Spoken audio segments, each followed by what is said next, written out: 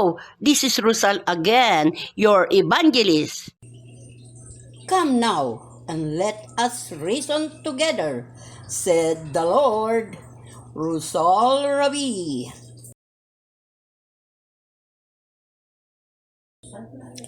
Isaiah 1:16-17. Mga hugas kayo, mga glinis kayo, alisin ninyo ang kasamaan ng inyong mga gawa.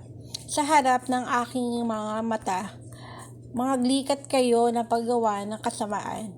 Mga tuto kayong magsigawa ng mabuti.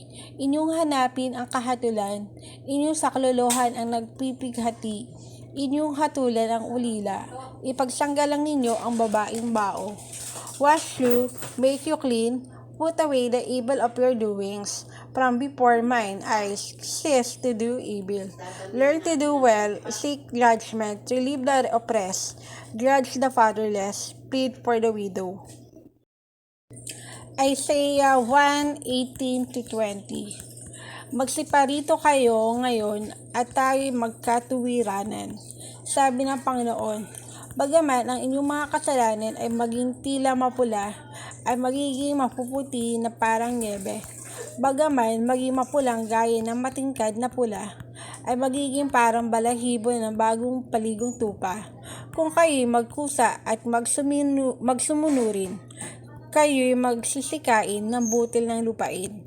Ngunit kung kayo'y magsitanggi at maghimagsik, kayo'y lilipunin ng tabak, sapagkat sinalita ng bibig ng Panginoon. Come now and let us reason together, said the Lord. Though your sins be as scarlet, they shall be as white as snow. Though they be red like crimson, they shall be as wool. If ye be willing and obedient, ye shall eat the good of the land. But if ye refuse and rebel, ye shall be devoured with the sword, for the mouth of the Lord has spoken it. Thanks to all of you.